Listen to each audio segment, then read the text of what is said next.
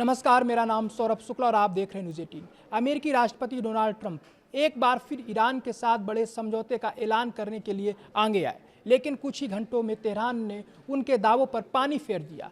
Trump ने दावा किया था कि अमेरिका और ईरान के बीच युद्ध खत्म करने वाला समझौता लगभग तैयार है और इस पर सप्ताह के आखिरी तक हस्ताक्षर हो सकते हैं। हालांकि ईरान ने साफ कहा है कि अभी किसी अंतिम समझौते पर फैसला नहीं हुआ है। ईरान के विदेश मंत्रालय के प्रवक्ता इस्माइल बघाई ने कहा कि बातचीत के ड्राफ्ट का बड़ा हिस्सा तैयार हो चुका है, लेकिन ईरान अपनी रेड लाइंस से समझौता नहीं करेगा। उन्होंने साफ शब्दों में कहा, ईरान अभी किसी अंतिम समझौते पर नहीं पहुंचा है। ट्रंप ने व्हाइट हाउस में पत्रकारों से कहा था, हमने ईरान के साथ युद्ध खत्म करने वाला शानदार समझौता कर लिया है। उन्होंने यह भी दावा किया कि होर्मुज जलडमरू मध्य समझौते के बाद दोबारा पूरी तरह खुल जाएगा और ईरान के सर्वोच्च नेता अयातुल्ला मुस्तफा खमनेई भी इस पर सहमत है, लेकिन तेहरान की तरफ से ऐसी किसी मंजूरी की पुष्टि नहीं की गई है। तनाव के बीच ईरान ने अमेरिका पर भारतीय नाविकों की मौत का भी आरोप लगाया है। बघाई ने सोशल मीडिया प्लेटफॉर्म एक्स पर लिखा कि अमेरिकी हमलों में भारतीय क्रू वाले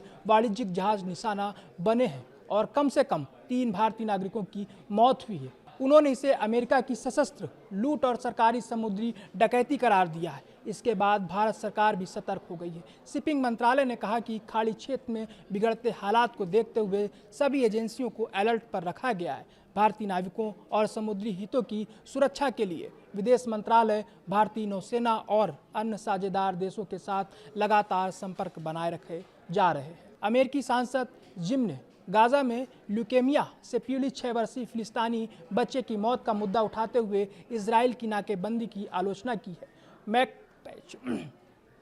मैकबर्न ने दावा किया कि बच्चा मेडिकल निकासी की मंजूरी का इंतजार करते हुए दम तोड़ गया। उन्होंने कहा कि वे 61 अन्य अमेरिकी सांसदों के साथ मिलकर ट्रंप प्रशासन से गाजा से मेडिकल निकासी की प्रक्रिया दोबारा शुरू कराने की मांग कर रहे हैं। सांसदों का कहना है कि गंभीर बीमारियों से जूझ रहे मरीजों को इलाज के लिए बाहर ले जाने की व्यवस्था बहाल की जानी चाहिए ताकि ऐसी घटनाओं को रोका जा सके। अमेरिकी और अंतर्राष्ट्रीय मीडिया रिपोर्टों के मुताबिक ईरान ने गुरुवार रात होर्मुज जलडमरू मध्य से गुजर रहे जहाज़ों की ओर ड्रोन भेजे हैं। फॉक्स न्यूज़ से बात करते हुए एक वरिष्ठ अमेरिकी अधिकारी ने दावा किया कि ईरान ने वाणिज्यिक जहाज़ों को निशाना बनाने की कोशिश की।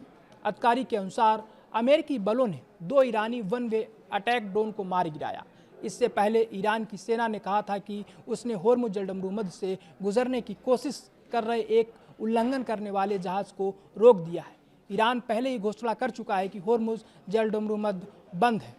इसी बीच शुक्रवार तड़के दक्षिणी ईरान के होर्मुजगान प्रांत में स्थित सिरिक तट के पास 2 धमाकों की आवाज़ें सुनी गई।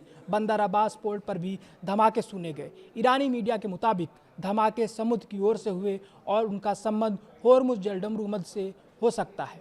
तस्नीम ने दावा किया है कि ये तस्नीम एक एजेंसी है। उसने दावा किया है कि जलडमरू मध्य से गुजरने के दौरान हुई किसी कथित उल्लंघन के जवाब में ईरानी सेना की कार्रवाई से जुड़ा मामला हो सकता है। तेहरान के मेयर अली रेजा जाकानी ने कहा कि ईरान के दिवंगत सर्वोच्च नेता अली खमनेई की राजकीय अंतिम संस्कार अब जून के अंत या जुलाई की शुरुआत में आयोजित किया जाएगा। फार्स न्यूज एजेंसी के मुताबिक यह फैसला मुहर्रम के पहले 10 दिनों के धार्मिक आयोजनों को ध्यान में रखते हुए लिया गया था। जाकानी ने कहा कि श्रद्धालुओं को इमाम हुसैन की शहादत से जुड़े वार्षिक शोक कार्यक्रम पूरे करने का अवसर देने के लिए समारोह को आगे बढ़ाया गया है। रिपोर्ट के अनुसार अब अंतिम संस्कार 25 जून से 5 जुलाई के बीच होने की संभावना है। ईरानी अधिकारियों ने पहले अनुमान जताया था कि इस कार्यक्रम में करीब 2 करोड़ लोग शामिल हो सकते हैं।